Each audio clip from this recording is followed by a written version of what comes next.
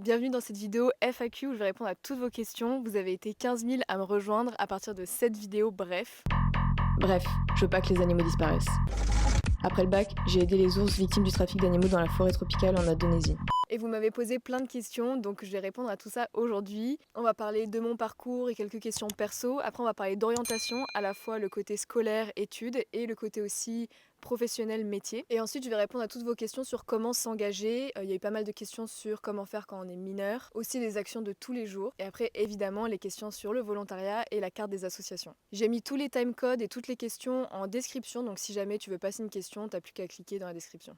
Alors c'est parti, on y va pour la première question, plus sur mon parcours et un peu côté perso. Est-ce que tu as toujours su que la préservation de la biodiversité était ta voie ou bien tu as eu un déclic à un moment qui t'a décidé à militer et à travailler dans ce secteur? Alors non, j'ai pas toujours su, j'ai compris quand j'étais au lycée que j'avais envie de m'engager dans cette voie et il y a eu un moment qui a été hyper important pour moi, c'est le moment où j'ai décidé d'être végétarienne.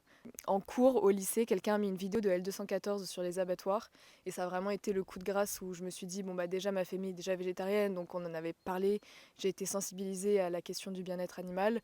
En plus, moi, je commençais de plus en plus à me dire que j'aime les animaux, que ça me torture le fait que les espèces soient menacées d'extinction.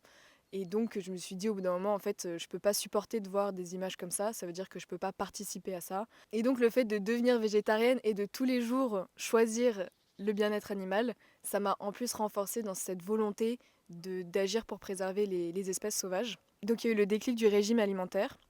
Mais après, c'est aussi par mes expériences pendant des voyages que je me suis rendu compte que j'avais vraiment envie de préserver l'environnement. Je pense que ça a été aussi un gros déclic de comprendre les impacts humains sur la biodiversité ou vraiment une sorte d'urgence de me dire mais en fait c'est tellement incroyable, ça peut pas disparaître et je fais partie de cette espèce qui fait disparaître les autres et donc je me suis dit que j'allais, pour avoir le droit d'être sur Terre en fait, j'allais dédier ma vie à la préservation des espèces sauvages. Et puis après, au lycée, j'ai pu faire 2 stages en zoo, ce qui m'a aussi confortée dans le fait que c'est vraiment une voie qui m'intéresse. Et donc après le bac, j'ai décidé de faire une année de sabbatique pour m'engager sur le terrain. J'avais vraiment trop envie de m'engager déjà, même quand j'avais 16 ans, mais je trouvais pas de manière de s'engager sans payer, parce que quand on est mineur, ça coûte plus cher, etc. Et donc à 18 ans, je suis partie tout de suite faire une expérience auprès des ours en Indonésie. C'est aussi une question qui est revenue, la question de l'hypersensibilité. Comment faire quand on est hypersensible et qu'on veut avoir un impact positif, mais qu'on ne sait pas si on peut le supporter. Moi-même, je pense être hypersensible et donc je peux comprendre ces peurs-là. Après, je pense que c'est un équilibre à trouver. C'est-à-dire que moi, pendant très longtemps, j'ai été super énervée. Je pense que c'est un peu comme les étapes du deuil. J'étais très énervée quand j'ai compris l'impact des humains. J'avais honte de faire partie de cette espèce destructrice. Après, ça s'est transformé en éco-anxiété. J'avais peur, un peu tétanisée quoi, face à tout ça. Et en fait, aujourd'hui, j'ai réussi à un peu me retirer ce poids des épaules, à me dire, moi, je vais essayer d'avoir l'impact positif que je veux avoir. Je vais pas pouvoir sauver la planète. C'est un peu un truc que je m'étais mis sur le dos, comme quoi c'était comme mon devoir, quoi. Mais bon, en étant qu'une humaine, je peux pas. Et c'est aussi pour ça que sur les réseaux sociaux, j'essaye de fédérer et de motiver les autres à faire partie de ce combat-là.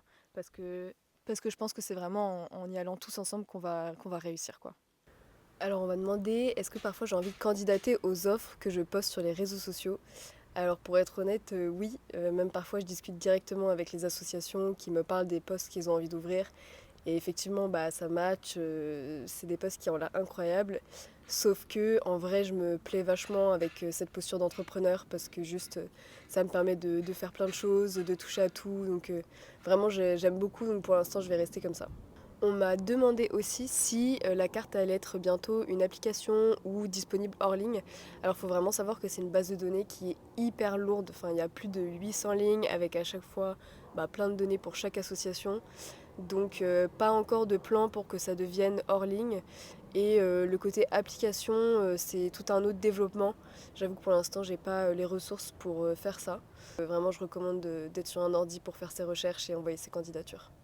Alors, on arrive maintenant aux questions liées à l'orientation et aux études. Tout d'abord, quelle spécialité prendre quand on veut faire des études de préservation de l'environnement après le bac? Il faut choisir des spécialités scientifiques, mais il faut que tu aimes les sciences. C'est-à-dire que si t'aimes pas les sciences, si t'es pas bon, si tu peux pas prendre ces options-là, ne t'inquiète pas, prends les options et les secteurs dans lesquels tu es fort. Et c'est aussi en faisant des choses dans lesquelles tu as des facilités, qui va te permettre d'utiliser ensuite ces compétences et de les appliquer au domaine de l'environnement. En réalité, dans le monde de l'environnement, on n'a pas besoin que de scientifiques, et d'ailleurs, on est trop de scientifiques en soi. On a surtout besoin aussi de communicants, de personnes qui vont faire bouger les lois, de personnes qui sont plus du côté politique, des personnes aussi dans l'administratif pour bien gérer les associations, le côté financier, enfin, toutes les compétences sont bonnes à prendre pour préserver l'environnement. Donc le plus important, c'est que vous fassiez les choses dans lesquelles vous avez des facilités, que vous aimez faire, et après, vous pourrez l'appliquer au sein d'associations qui œuvrent pour la biodiversité. Là, je viens un peu de répondre à la question, est-ce qu'il faut forcément un parcours scientifique pour participer à la conservation? Donc la réponse est non. On m'a demandé aussi si je conseille plutôt une formation ou des études pour en arriver là où je suis. Je dois dire que moi, sans études, je ne serais pas où je suis, tout simplement parce que je pense quand même que mes diplômes, mes études m'ont appris beaucoup de choses et ont vraiment fait évoluer ma réflexion et mes envies. C'est-à-dire qu'en testant une chose, je me suis rendu compte que ça ne me convenait pas, j'ai pu bouger à une autre. Donc c'est quand même bien. Et puis mine de rien, le temps d'études, ça te permet de grandir et de te forger et de faire des expériences professionnelles, etc. Donc je recommande. Après, si c'est plutôt des réorientations, des formations, ça peut faire le travail. Faut pas oublier que le principal, c'est de gagner en expérience sur le terrain. On m'a demandé s'il y avait des licences en France autres que SVT qui ont un lien avec l'environnement. Alors oui, en vrai, il y en a plein. Juste, c'est vrai qu'elles sont difficiles à trouver, mais c'est pour ça que j'ai créé un annuaire d'orientation. Donc je t'invite à cliquer dans la description vers le lien qui amène à l'annuaire. Et enfin, dernière question liée à l'orientation. Est-ce qu'avec un bac pro, je peux accéder à des études supérieures? Oui, complètement. Après un bac pro, bon, ça dépend s'il y a des bacs pro d'ailleurs spécialisés dans l'environnement, le bac pro GMNF. Ensuite, tu peux par exemple postuler à un BTS GPN, gestion protection de la nature. Tu peux aussi sûrement faire une sorte de passerelle pour aller ensuite en licence. Donc il n'y a pas de souci là-dessus. Et aussi quelque chose qui est hyper important, c'est n'hésitez pas à contacter les écoles qui vous intéressent. Contactez aussi les gens qui font les études qui vous intéressent pour avoir un avis réel. Vraiment, les écoles, elles sont là pour répondre à vos questions, donc n'hésitez pas à les appeler, à leur envoyer un email, s'ils ne répondent pas, à les relancer. Comme ça, vous pouvez décrire votre parcours et demander si vous pourriez être accepté. On passe maintenant aux questions reliées au travail, au monde professionnel dans la conservation de la nature. La première question, elle rejoint un peu celle de l'orientation de tout à l'heure, c'est quel métier faire pour avoir un réel impact? Et comme j'expliquais, il n'y a pas une voie d'or, il n'y a pas un métier qui a plus d'impact qu'un autre. Finalement, c'est chaque compétence, chaque équipe et chaque maillon de la chaîne d'action qui va permettre d'avoir de l'impact. C'est hyper important qu'il y ait des gens sur le terrain qui vont aider chaque individu, par exemple dans des centres de soins, qui vont soigner chaque animal.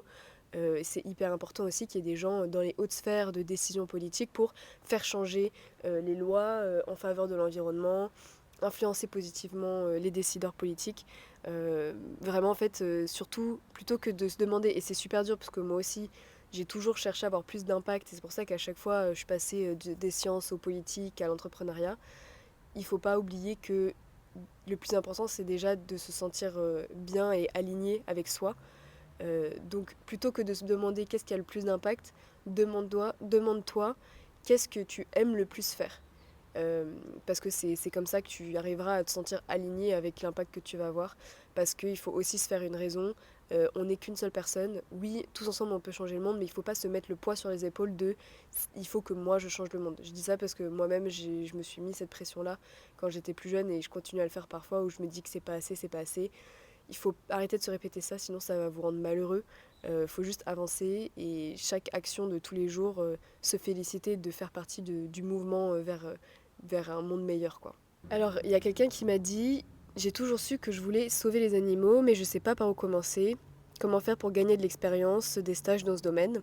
La question de par où commencer, il faut tout simplement envoyer un premier message. Vraiment, ça paraît con, mais c'est en envoyant des emails à des personnes pour discuter avec elles, pour envoyer des candidatures spontanées, pour demander s'ils avaient besoin d'aide. Et c'est comme ça que j'ai trouvé mes premières expériences. Il faut discuter avec les gens, il faut vraiment s'intéresser et il faut se faire des contacts et petit à petit ce réseau qui va se créer, vous allez en voir les conséquences positives. J'avoue que moi, cette année, ça a été la première année où j'ai commencé à me dire ok, je commence vraiment à avoir un bon réseau Ça prend du temps, mais c'est hyper important. Est-ce qu'il y a des débouchés dans la préservation animale sans avoir de diplôme ? Oui, c'est possible, juste il faut surtout avoir beaucoup d'expérience. Il faut aussi tomber au bon moment. J'avoue que dans ce domaine-là, il y a aussi un peu de chance d'être au bon moment dans la bonne association, d'avoir les bonnes compétences et de bien s'entendre avec l'équipe. Souvent, dans des petites équipes d'association, c'est hyper important l'entente entre les membres.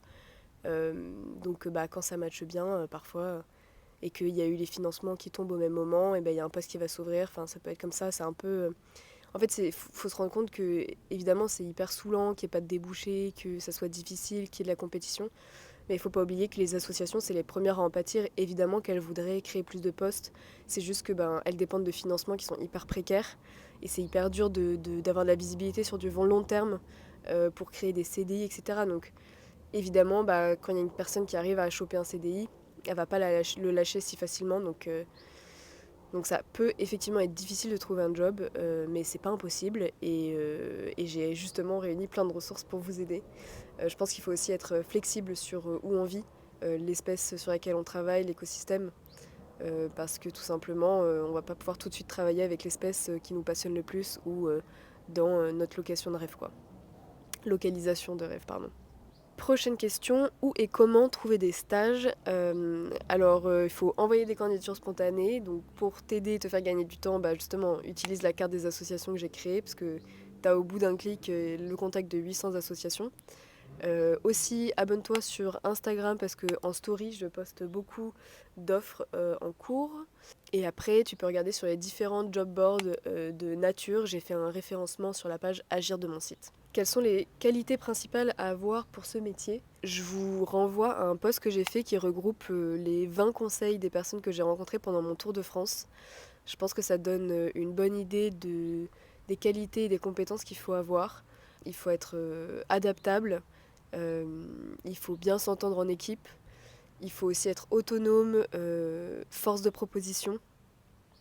Savoir utiliser des outils de cartographie aussi, ça peut aider. Être multi-compétences, ça c'est vraiment quelque chose d'important. Parce que comme je disais, il y a peu de salariés dans les associations, donc souvent les personnes au sein des assos se retrouvent à avoir plusieurs casquettes et à faire plusieurs métiers en même temps. Donc c'est toujours avantageux si tu es à l'aise dans plusieurs domaines. On m'a demandé aussi si j'avais une lettre de motivation type pour une demande de stage. Là aussi, je vous renvoie à mon post, je pourrais le mettre en description, où j'ai justement mis en description un mail type que j'ai envoyé pour trouver des stages à l'étranger. Alors une autre question sur les métiers, on m'a demandé si je savais quels étaient les diplômes les plus recherchés pour travailler dans une organisation internationale pour la conservation de type UICN ou CITES. Alors déjà, chose importante, si tu veux travailler dans ce genre d'organisation, il faut que tu te actives des alertes sur le site Inspira de l'UN. Tu peux choisir les types d'organisations que tu veux, même la localisation, etc. Et comme ça, tu recevras des alertes par email quand il y a des offres de poste. Et sur ces offres-là, je te recommande d'aller voir les profils recherchés dans les offres. Là, j'en ai pris 2 exemples pour vous montrer. Là, par exemple, pour un premier job, il fallait que la personne ait un doctorat en biologie marine, connaisse bien le blue carbone et 2 à 4 ans d'expérience. Et là, pour une autre offre, il demandait seulement un diplôme type baccalauréat, 2 ans d'expérience professionnelle dans le domaine. Et après, c'était surtout des soft skills, donc capacité à vivre en communauté avec des personnes d'une autre culture que toi, les langues que tu vas parler, etc. Très important aussi, évidemment, c'est de parler assez bien l'anglais, surtout si tu veux partir à l'international. Vous avez été assez nombreux à me parler du fait que vous avez un parcours qui n'est pas exactement dans les clous de l'environnement, qui n'est pas scientifique. Par exemple, quelqu'un a fait un master de droit, ou quelqu'un a fait un master de com, relations publiques, ou même des études littéraires. Comment faire quand on a un parcours en dents de scie pour quand même travailler dans la conservation ? C'est un peu ce que je disais tout à l'heure. Vu que le plus important c'est d'avoir de l'expérience, je vous dirais de commencer par avoir une expérience soit bénévole, soit stage dans le domaine relié à vos compétences, puisque c'est ce que vous savez faire de mieux, mais c'est des compétences qui sont sûrement utiles pour les associations. Après, pour des personnes qui ont fait des études de droit, je vous conseillerais de faire une formation sur le droit de l'animal ou le droit environnemental pour ensuite peut-être travailler dans les pôles plaidoyer des ONG. En tout cas, vraiment, ne pensez pas que en termes de sciences. Alors effectivement, les métiers qui donnent le plus envie au départ, c'est d'être au plus proche des animaux, donc c'est des métiers qui vont être plus scientifiques. Il faut savoir quand même que c'est pas fait pour tout le monde. Quand tu vas être sur le terrain au plus proche des animaux, déjà c'est que 50% du temps où tu vas l'être, ou même un tiers. Ça va être pour récolter des données, pour justement derrière analyser tes données, faire des recherches scientifiques, publier des papiers scientifiques. C'est pas forcément pour tout le monde. Après là je caricature un peu, il y a aussi des métiers de garde, d'animation nature qui sont sur le terrain, mais voilà, faut pas oublier la réalité du terrain, c'est pas juste d'être proche des animaux et d'en voir tous les jours, quoi. C'est aussi des moments assez rares pour ce genre de métier sur le terrain qui peuvent être rudes. Donc le plus important, c'est que vous fassiez une expérience et que vous voyez si effectivement ça vous convient ou pas. Et après, si vous voulez un peu vous former sur ces sujets, vous pouvez toujours reprendre des études. Il y a des formations en ligne avec Blue Eco Formation par exemple. Vous pouvez faire même des formations gratuites. J'ai fait tout un référencement de formations gratuites et de MOOC. On m'a demandé aussi d'expliquer la réalité d'un quotidien d'un métier dans la préservation de l'environnement. Pour ça, j'ai demandé à Léa de se filmer parce qu'en ce moment, elle travaille en éthologie sur des petits primates. Donc, elle va vous expliquer un peu son quotidien, son salaire, etc., ses études d'éthologie. Je m'appelle Léa et je vous parle depuis mon lieu de stage en Afrique du Sud. Je suis ici pour étudier les singes vervés. C'est une espèce de primate super sociale, super intéressante à observer. Et c'est dans le cadre de mon stage de Master 2 à l'Université de Rennes en éthologie, donc l'étude du comportement animal et humain également. C'est un master qui est plutôt tourné vers la recherche pour vraiment acquérir des méthodes rigoureuses scientifiques. Il ouvre tout un tas de portes dans plein de domaines. Par exemple, on peut travailler dans le bien-être animal, tenter d'améliorer les conditions des animaux d'élevage, par exemple, en étant dans des bureaux d'études. On peut également être dans la conservation, par exemple en tant que chargé de mission dans des réserves ou dans des parcs naturels en France ou à l'étranger, et tout un tas d'autres domaines. Donc ça ouvre beaucoup de portes. Et aussi, on peut travailler avec plein d'espèces différentes. Par exemple, il y a certaines personnes qui sont passionnées par les fourmis dans mon master. D'autres, c'est plutôt par les animaux domestiques, que ce soit les chiens pour être plus tard comportementalistes peut-être, ou avec les animaux comme vaches, porcs. Et ça peut être aussi avec les animaux sauvages. C'est ce qui m'intéresse personnellement. Donc je pense que c'est essentiel parce qu'on véhicule également plein d'informations sur eux et donc connaître, c'est protéger. Donc ça fait partie, c'est un volet de la conservation. Ce qu'on fait également, moi, c'est beaucoup de terrain. Ça dépend des expériences. Vous en trouverez plein sur la carte d'Emilie. C'est un projet qui est scientifique qui s'appelle Inkavu Vervet Project. On va collecter des données éthologiques, donc par des méthodes qui sont connues. Par exemple, le focal, on va suivre un individu et on va noter tous ses comportements pendant une certaine période de temps. On a également les scans, c'est-à-dire qu'on va... Ça, c'est les chiens du projet. On va noter leur proximité, c'est ce qui m'intéresse dans le cadre de mon stage vu que c'est la tolérance sociale que j'étudie. On collecte également des crottes pour ensuite les analyser de façon hormonale, génétique, etc. Donc c'est un projet qui est scientifique. Pour l'instant, je suis pas à l'étape job, donc je suis pas rémunérée. Là, pour l'instant, je suis stagiaire. J'ai également été volontaire. Ici, en Afrique du Sud, il n'y a pas l'obligation de rémunérer après 2 mois de stage. Donc, je suis pas payée. Et quand je serai volontaire non plus, mais j'ai le loyer qui est pris en charge et également le transport. Donc, il y a la nourriture qui reste et les visas. En tout cas, ce master, c'est une formation qui est assez valorisée dans beaucoup de structures, que ce soit des associations, dans des structures de recherche, et je suis vraiment contente pour ça. Et aussi parce que apprendre à observer et apprendre à noter les comportements aussi, c'est vraiment quelque chose qui est passionnant et qui permet de réaliser que l'animal qu'on regarde, c'est un individu à part entière, et on en apprend beaucoup sur le rapport entre l'humain et l'animal. On arrive à la troisième partie de ce Q&A qui est sur s'engager et la carte des associations. Alors première question, comment on peut s'engager dans un volontariat quand on ne possède aucune expérience ? Eh bien, il faut commencer quelque part. Donc moi je vous recommande de contacter des associations qui sont proches de chez vous pour déjà forger votre CV vers cette direction de préservation de l'environnement, de faire des MOOC, encore une fois, pour montrer que vous êtes vraiment déterminé à aller dans cette voie-là. Et après, d'envoyer des candidatures spontanées en disant aux associations « Je suis disponible à telle date, je peux travailler pour vous, est-ce que vous avez besoin de mes compétences, je peux vous aider dans tel et tel domaine ?»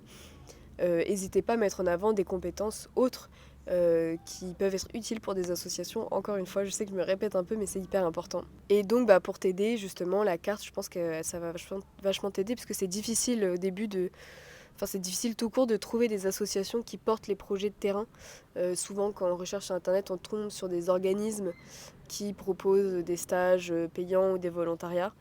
Et c'est difficile de remonter jusqu'à l'association qui porte les projets. Et donc moi sur ma carte, c'est que des associations de préservation de l'environnement. On m'a demandé aussi qu'est-ce qu'on peut faire à petite échelle sans forcément bosser dans les associations, sans forcément partir. Eh bien c'est hyper important cette question parce qu'effectivement la solution c'est pas toujours de partir. Encore une fois, favorisez les associations qui sont proches de chez vous et si vous partez, essayez de partir longtemps pour rentabiliser les émissions de carbone qui ont été émises pendant votre voyage. Et aussi, plus vous restez longtemps dans une association, plus vous allez avoir un impact positif parce qu'au début, il ne faut pas oublier que tout le temps de formation, d'adaptation, ça fait que finalement, vous avez pas tout de suite un impact positif, quoi. Mais donc, qu'est-ce qu'on peut faire un peu tous les jours à notre échelle et sans travailler en association ? Ça va être de soutenir les actions des associations, donc partager les campagnes de communication, signer les pétitions, parler des associations autour de vous, peut-être être bénévole de temps en temps pour des chantiers solidaires ou au sein des associations proches de chez vous. Ça va être aussi de faire des dons, c'est hyper important, vraiment l'argent c'est le nerf de la guerre. C'est vraiment les associations ont besoin de soutien encore plus aujourd'hui qu'hier puisque les fonds publics pour l'environnement sont vraiment en train d'être coupés donc vraiment donner de temps en temps un peu d'argent ça peut vraiment avoir un impact positif. Alors il y a une question qui m'a été beaucoup posée, c'est comment on fait quand on est mineur ? Alors j'avais tendance à dire qu'il faut attendre d'être majeur. Moi personnellement j'ai aussi pris mon mal en patience avant de faire ma première expérience parce que toutes les solutions quand on est mineur sont payantes. Après ce qui est payant n'est pas forcément mauvais. Il faut faire attention parce que effectivement parfois les organismes ne sont pas éthiques.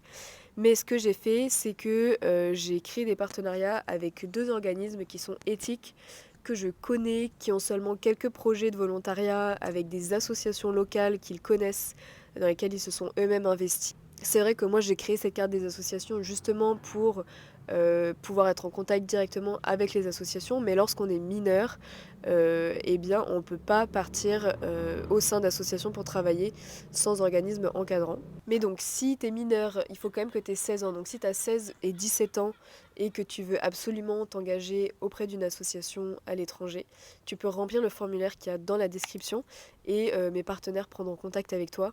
Il faut savoir que du coup ça va être payant, donc j'ai noté les prix et aussi qu'il faudra qu'un parent ou en tout cas une personne proche de toi qui est majeure vienne avec toi. Mais donc c'est faisable et moi je te recommande de passer par ces organismes-là parce que je les connais et qu'ils n'ont pas des prix exorbitants et c'est avec des associations locales qui ont vraiment été vérifiées donc tu peux y aller les yeux fermés. On arrive maintenant aux questions qui sont reliées à la carte des associations. On m'a demandé comment j'avais vérifié si les associations étaient éthiques et si elles aident vraiment à la cause. Alors moi la carte, les associations qui sont dessus, c'est moi qui les ai vérifiées. Donc j'ai été sur les sites internet d'absolument toutes ces associations pour récupérer les informations, mais aussi pour un peu vérifier avec mes connaissances et avec les infos que je trouve en ligne si elles sont éthiques ou pas. Je n'ai pas la science infuse, je ne connais pas personnellement toutes les associations, donc c'est possible qu'il y ait des associations qui finalement profitent un peu de leurs bénévoles, de leurs stagiaires. Si c'est le cas, je vous demande vraiment de me faire remonter ces observations et moi, dans ce cas-là, je les retirais de la carte. Moi, comment je me suis basée ? En fait, je me suis basée sur des listings qui sont dans des groupes Facebook de personnes qui travaillent dans ce domaine. Je me suis basée aussi sur mes connaissances des sites internet. À chaque fois, je vérifie que c'est bien une organisation à but non lucratif. Je vérifie qu'il n'y ait pas de photos d'interaction directe avec les animaux pour ne pas inciter les personnes à faire ça. Aussi vérifier s'ils ont des programmes scientifiques de conservation. Tous n'en ont pas forcément. Il y a pas mal d'assauts, notamment en France, qui font de l'éducation environnementale, donc plus le côté sensibilisation, animation. C'est tout aussi important. Mais donc c'est un autre aspect un peu moins scientifique, on va dire. J'explique dans la FAQ de mon site la démarche que j'ai suivie pour vérifier ces associations. Mais vraiment, je répète, c'est un outil collaboratif, donc vous pouvez me faire vos retours et ça a déjà été fait, donc je vous remercie de prendre contact avec moi et de me dire vos retours à chaque fois. Ensuite, on m'a demandé combien de temps en avance il faut s'y prendre pour trouver un bénévolat.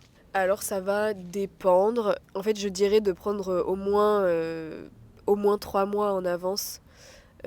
Parce que le temps d'envoyer des candidatures spontanées, de faire des relances, d'organiser la venue, de demander les visas, etc. Je pense qu'il faut quand même au moins 3 mois. Après, si c'est last minute, vous pouvez toujours essayer. Il faudra être efficace dans l'envoi de candidature et il faudra un peu de chance aussi pour trouver sur une asso qui a besoin de toi. Mais c'est possible. Grande question, est-ce qu'on est nourri et logé dans les associations quand on fait un volontariat? Alors ça dépend. Moi, ce que je me suis toujours dit, c'est que je voulais pas partir quelque part payer pour travailler ou payer pour être logé alors que je travaille gratuitement. Donc ça, c'était mes critères. Il y a des personnes qui sont ok de payer. En fait, parfois, c'est ok de payer quand le montant ne dépasse pas le prix du coût de la vie sur place et éventuellement un petit don pour l'association. Faut quand même savoir que les petites associations ont besoin de ces dons et du soutien des volontaires économiques pour fonctionner. Mais on n'est pas toujours forcément nourri et logé. Donc faut voir, c'est du cas par cas. C'est de la négociation. Je vous invite à lire mon article de blog à ce sujet où je décris vraiment ma méthode pour trouver des expériences et négocier de ne pas payer, d'être logé en échange. L'idée, c'est globalement de discuter avec l'association, voir ses besoins, voir si tes compétences matchent ses besoins. Et après, quand c'est le cas et qu'ils ont besoin de toi au moment où tu es disponible, ça peut se négocier, quoi. Ensuite, on m'a posé quelques questions sur des associations. On m'a demandé que je donne des associations sur les tortues marines, quelles associations en Asie je recommande. Pour ça, tout simplement, je vous invite à acheter la carte et à voir. Il y a énormément d'associations qui bossent sur les tortues. J'en ai répertorié plein. En Asie, il y en a plein aussi. Moi, je peux vous parler de Pulihara, qui est l'association de tortues dans laquelle j'ai travaillé en Malaisie, qui était géniale. Je sais que aussi une fille que j'avais rencontrée là-bas a créé une association qui s'appelle Coralku en Malaisie pour les coraux. Voilà, après de tête, je pourrais pas toutes les dire, mais justement, j'ai créé cet outil pour ça, donc allez-y, quoi. Est-ce qu'il y a des assos plutôt tournés protection animale, type soigneur animalier? Alors oui, il y a plein de centres de soins et de sauvegarde en France et à l'international. Typiquement des personnes qui savent administrer des soins aux animaux, qui sont vétérinaires, etc. C'est dans ce genre de structure que vos compétences vont être les plus utiles. Et donc effectivement, ouais, il y en a plein. Il y a quelqu'un qui m'a dit: Hello, je serais intéressée par des missions payées, même bas budget. Aurais-tu des plans, s'il te plaît? Alors effectivement, ça c'est le goal. Je vais me répéter, mais là en fait ça va être du cas par cas. Il faut que tu contactes plusieurs assos, il faut que tu regardes sur leurs offres d'emploi actives, est-ce qu'elles ont des offres. Et après, si tu trouves une asso qui a besoin d'aide au moment où tu as envie d'y aller, qu'en plus tu as un profil qui match complètement et que tu peux apporter encore plus de compétences, peut-être que tu peux négocier d'avoir une petite rémunération. Par exemple, moi en Tanzanie, j'avais contacté une asso en candidature spontanée et il se trouvait que la personne qui manageait le camp de volontaires sur place partait, donc ils avaient vraiment besoin d'aide. Et donc j'ai pu négocier qu'il me paye le visa de travail et qu'il me paye 25$ la semaine. C'était un peu différent parce que lui, il avait à la fois une association et une entreprise. Certaines associations, elles n'ont juste pas les moyens de payer des volontaires. Donc dans ce cas-là, moi je te recommande de surtout regarder les offres d'emploi. Et donc pour ça, tu peux aller sur mon job board, aussi l'annuaire d'autres job boards que j'ai référencés sur la page Agir. On m'a aussi demandé si sur la carte il y avait des associations plutôt scientifiques sur le suivi de population. Complètement, ouais, il y a plein d'associations qui font des programmes de suivi de population. C'est un des types d'activités les plus répandus dans les associations qui font de la conservation d'espèces sauvages, tout simplement parce que ça permet de mieux connaître les populations, de voir si les programmes de gestion mis en place ont vraiment un impact positif, etc. Donc oui, il y a plein d'associations de ce type sur la carte. Et enfin, la dernière question, est-ce qu'on peut faire du bénévolat de courte durée sans expérience lors d'un voyage par exemple? Existe-t-il des missions à la semaine? Alors j'ai plusieurs choses à dire par rapport à ça. Je ne recommande pas de partir à l'autre bout du monde pour une semaine. Ça a un trop grand impact sur l'environnement pour que ça soit rentable au niveau impact positif sur place, etc. Surtout qu'en une semaine, en fait, tu auras juste le temps de te faire former. Faut surtout, je comprends que vous ayez envie de vous sentir utile, etc. Mais il ne faut pas oublier les besoins des associations. C'est vraiment ça qui est le plus important. Parce que c'est eux qui sont sur le terrain, c'est eux qui savent les projets qu'il faut faire et donc les besoins. Si tu pars en voyage longtemps et que pendant ton voyage tu as envie de t'engager une semaine, moi je te conseillerais de contacter des assos qui t'intéressent et de leur demander si elles ont besoin d'aide, si oui combien de temps, et de faire par rapport à ça. Après il existe des programmes d'éco-volontariat où tu peux partir une semaine. Je t'invite du coup à aller regarder aussi sur le formulaire que je mets en bas avec mes partenaires d'éco-volontariat. Mais là, c'est des expériences payantes. Et après, moi surtout, je te recommande de partir plus longtemps pour t'engager et avoir un réel impact positif pour la faune locale. Bon bah voilà, on arrive à la fin de cette vidéo. Merci de m'avoir posé toutes ces questions.